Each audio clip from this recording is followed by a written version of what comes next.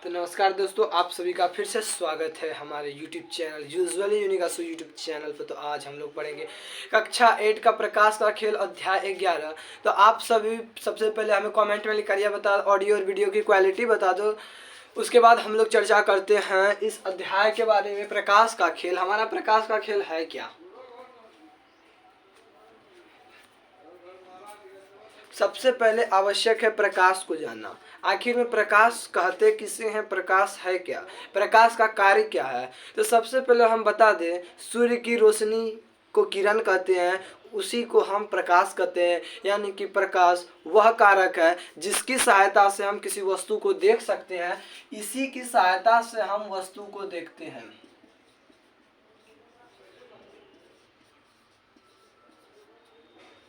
इसी की सहायता से हम किसी वस्तु को देख सकते हैं। और प्रकाश का प्राकृतिक स्रोत मात्र एक यानी कि सूर्य है। और अनुमानतः यह लगाया जाता है कि तारे को भी अपना प्रकाश है। आप लोग सोच रहे होंगे क्या चंद्रमा को अपना प्रकाश नहीं है? बिल्कुल सोच रहे हैं, सही सोच रहे हैं। चंद्रमा को अपना प्रकाश नहीं है, चंद्रमा सूर्य के प्रकाश के कारण चमकता है। तो आज हम लोग बात कर रहे हैं प्रकाश का खेल। प्रकाश के बारे में हम देख लें कि प्रकाश वह कारक है जिसकी सहायता से हम किसी वस्तु को देख सकते हैं। प्रकाश ना रहने पर हम किसी भी वस्तु को अपनी आंखों से या अपनी नंगी आंखों से देख नहीं सकते हैं। सबसे पहले हमको आवश्यक है जानना प्रकाश को वस्तु को देखने में कौन सी चीजें आवश्यक है। तो वस्तु को देखने में पहला प्रकाश का ही आवश्यकता है, यानी वस्तु का होना और प्रकाश का होना। बिना प्रकाश के हम किसी वस्तु को देख नहीं सकते हैं। तो वही है, वस्तु को देखने में कौन सी चीजें आवश्यक है, तो प्रकाश ही हमारे लिए आवश्यक है। तो पहला क्वेश्चन का आंसर हमारा हो गया। उसके बाद हम आते हैं छाया एवं प्रतिबिंब क्या है। मान लीजिए हम धूप में आप खड़ा हो जाइए सूर्य के रोशनी में या प्रकाश में, तो हम देखते हैं कि हमारे विपरीत जस्ट पीछे एक छाया बनता है। हमारे विपरीत जस्ट पीछे छाया बनता है, वही तो छाया है। और प्रतिबिंब क्या है? तो प्रतिबिंब, आईना के आगे में खड़ा हो जाइए, आपका डुप्लीकेट आदमी वहाँ खड़ा रहता है। आईना के आगे में खड़ा रहिए, आपका डुप्लीकेट वहाँ खड़ा रहता है, उसी को हम प्रतिबिंब कहते हैं। छाया और प्रतिबिंब में कोई दिक्कत? तो सबसे पहले बताइए छाया है क्या। छाया के लिए आवश्यक है कि किसी अपारदर्शक वस्तु का होना। पहला तो आवश्यक है पर्दे का होना, दूसरा आवश्यक है अपारदर्शक वस्तु का होना, जैसे हम एक गेंद लिए। और उसके बाद आवश्यक है प्रकाश स्रोत का होना। जब तक कोई प्रकाश स्रोत नहीं होगा तब तक छाया बनेगा आखिर में कैसे? तो यही हमारे लिए आवश्यक है। तो हम देखते हैं इसमें, यह अपारदर्शक वस्तु है, अपारदर्शक वस्तु। फिर ये हो गया आपका पर्दा। अब फिर ये हो गया प्रकाश स्रोत। आखिर में प्रकाश स्रोत है क्या? वैसी वस्तुएं जिनके द्वारा प्रकाश उत्सर्जित होता है, यानी कि प्रकाश छोड़ा जाता है, उसी को हम प्रकाश स्रोत कहते हैं। यानी प्रकाश, यानी छाया के बनने के लिए, इसको बनने के लिए आवश्यक है पहला तो प्रकाश वस्तु। प्रकाश वस्तु लिख दिए, प्रकाश स्रोत, हम प्रकाश वस्तु लिख दिए, प्रकाश स्रोत। प्रकाश स्रोत सबसे पहला आवश्यक है प्रकाश स्रोत का। फिर आवश्यक है एक अपारदर्शक वस्तु का जिसका कि प्रतिबिंब बनेगा। अब कहिए अपारदर्शक क्या लिखे, पारदर्शक क्यों नहीं लिख सकते हैं? तो अपारदर्शक इसलिए लिखे क्योंकि इनके द्वारा ही तो प्रकाश को रोका जाएगा। और पारदर्शक अगर रहे, मान लीजिए कोई शीशा आप लगा दीजिए, तो इधर से प्रकाश आए तो उसका प्रतिबिंब बनेगा? नहीं बनेगा, क्योंकि प्रकाश उधर जा ही रहा है। तो प्रकाश के बनने के लिए आवश्यक है पहला प्रकाश स्रोत का होना, दूसरा है अपारदर्शक वस्तु का होना, फिर तीसरा में आता हमारा पर्दे का होना। यानी प्रकाश स्रोत रहेगा तभी हम, और अपारदर्शक वस्तु रहे तभी पर्दे पर हम छाया को प्राप्त कर सकते हैं। और प्रतिबिंब के लिए कुछ नहीं है। प्रतिबिंब मात्र जानिए, आईना लगा दीजिए, आपका डुप्लीकेट खड़ा है आगे में, ये था ये आदमी, ये हो गया ऐसे, तो यही है प्रतिबिंब। ठीक है, प्रतिबिंब का मतलब हुआ एक प्रकार का आईना। अब आते हैं परावर्तन के नियम।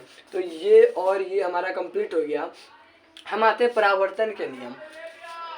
परावर्तन के नियम, आखिर में परावर्तन का नियम है क्या? परावर्तन का नियम क्या आपको पता है? सूर्य की किरणें आती है तो वह जाती भी है, तो वही है परावर्तन का नियम।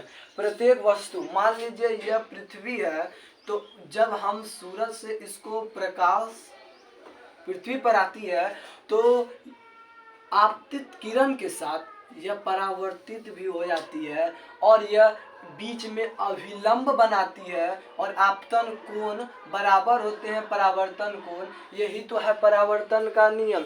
यानी कि किसी भी वस्तु का आपतित किरण, परावर्तन के नियम को अगर लिखना हो तो लिख लीजिए या इस डायग्राम को बनाइए, आपको कोई दिक्कत नहीं है। परावर्तन का नियम यानी ये हो गया आपका आपतित के, मान लीजिए ये सूरज है, सूरज से प्रकाश आई तो इसको कर दिए आपतित किरण, ये हो गया परावर्तित किरण।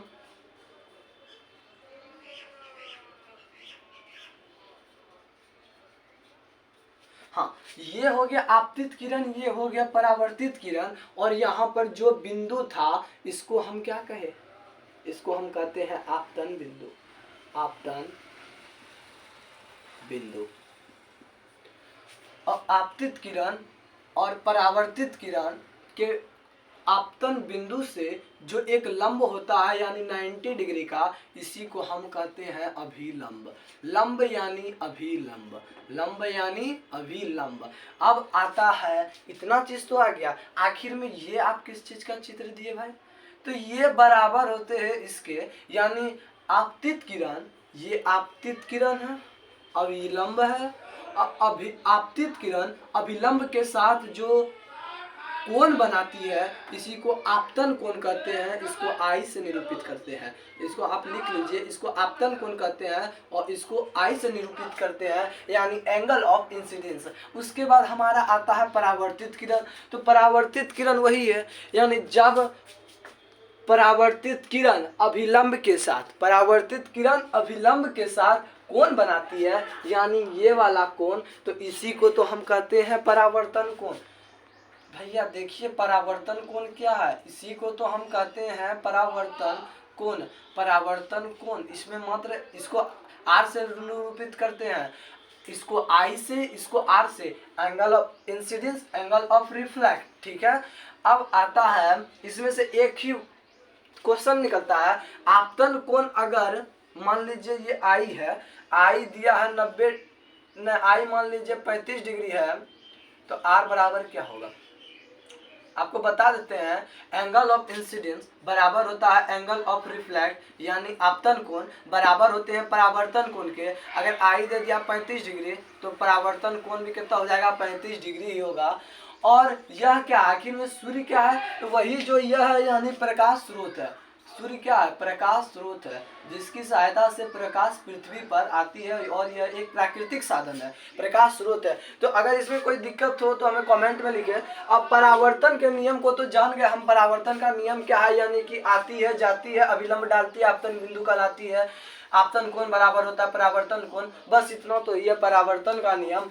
अब आता हमारा अगला टॉपिक, नियमित परावर्तन तथा विसरित परावर्तन। अगर नियमित परावर्तन नियमित हो तो नियमित, अगर परावर्तन असमान हो तो उसको विसरित परावर्तन कहते हैं। इसको भी एक यहाँ से आप देख लीजिए, मान लेते हैं हम कोई वस्तु, यह इस प्रकार, ठीक है, और एक दूसरा है यह इस प्रकार, यह नियमित, इसको हम मान लेते हैं नियमित। नियमित परावर्तन में हम क्या कहें, एक समान। अब विसरित परावर्तन में क्या कहें हम, असमान। नियमित में होती है प्रकाश आई और यह अब नियमित जाती है, प्रकाश आई और यह नियमित जाती है, प्रकाश आई और यह एक नियमित दिशा में जाती है। इसी को हम कहते हैं नियमित परावर्तन और विसरित परावर्तन। विसरित परावर्तन में आता है कि प्रकाश निश्चित दिशा में नहीं जाती है, ठीक है। और विसरित परावर्तन में आ गया कि इसमें प्रकाश एक निश्चित दिशा में, यह नियमित परावर्तन आप इसको लिख सकते हैं, नियमित परावर्तन। अब विसरित परावर्तन में मान लीजिए ये प्रकाश आई और ऐसे चले गई, ये प्रकाश आई और यहाँ ऐसे चले गई, अब फिर एक प्रकाश ऐसी आई कि ये फिर इसी दिशा में और चले गए। तो इस प्रकार के परावर्तन को हम कहते हैं विसरित परावर्तन, यानी असमान परावर्तन को ही हम विसरित परावर्तन कहते हैं। इसको एकदम याद करके रट लीजिए। उसके बाद आता है हमारा परावर्तन के नियम। नियमित परावर्तन और विसरित परावर्तन हमारा खत्म हो गया। उसके बाद है तंत्रिका कोशिका के कितने प्रकार हैं। तंत्रिका कोशिका हमारा यानी तात्पर्य होता है मस्तिष्क से। तंत्रिका कोशिका का मुख्य दो, तंत्रिका कोशिका के कितने प्रकार है। तंत्रिका एक ही है जो हमारा मस्तिष्क है, ये तंत्रिका है। इसकी कोशिका मुख्यतः दो होती हैं, एक शंकु और एक शालाएं। शंकु किसका काम करती है, तो मान लीजिए एक वायगे, अगर आप फोटो खिंचाने तो गए होंगे, फोटो खिंचाने जब गए होंगे तो आप देखे होंगे जब फोटो खिंचाता है तो एक प्रेशर के साथ एक लाइट, जोरदार लाइट आती है, उसको नियंत्रण के लिए, उस लाइट के नियंत्रण के लिए हमारा आंख क्षतिग्रस्त ना हो, इसके लिए क्या है, इसके लिए शंकु है। यानी हमारे शरीर में तंत्रिका कोशिका में शंकु कोशिका है, जिससे कि तीव्र प्रकाश, इसका कार्य है तीव्र प्रकाश के लिए सुग्राही होते हैं, तीव्र प्रकाश के लिए ये जिम्मेदार होते हैं, यानी हमारे आंखों को क्षति नहीं होने देते हैं, इसीलिए इस प्रकार की कोशिका होते हैं। अब आया शालाकाएं। शालाकाएं आखिर में है क्या, जब आप कभी अंधार में तो देखे होंगे, अंधार में पढ़ना संभव नहीं है, तो उसी प्रकार अंधार में किसी भी वस्तु को देखने के लिए हमारे आंखों को अधिक दबाव पड़ता है, जिससे कि हमारा आंख दर्द करने लगता है, माथा दर्द करने लगता है। इसीलिए उसके लिए वैसा ना हो, उसके लिए शालाकाएं जिम्मेदार होती है। तीव्र प्रकाश के लिए शंकु जिम्मेवार होती है, तो मंद प्रकाश के लिए शालाकाएं जिम्मेवार होती है। उसके बाद आता है हमारा आखिर में अंध बिंदु क्या है। अंध बिंदु क्या है, अंध और बिंदु यही क्या है, तो दिक् तंत्रिका, इसी में आपको मिल जाएगा। दिक् तंत्रिका और दृष्टि पटल पे, जहाँ जिस तंत्रिका से हम किसी वस्तु को देखते हैं, यानी दिक् तंत्रिका, और जिस पर हमारा प्रकाश बनता है, यानी इस खोपड़ी पर, इसके बीच में कोई एक कोशिका नहीं होती है, इसके बीच के बिंदु को हम क्या कहते हैं, अंध बिंदु कहते हैं। यानी कि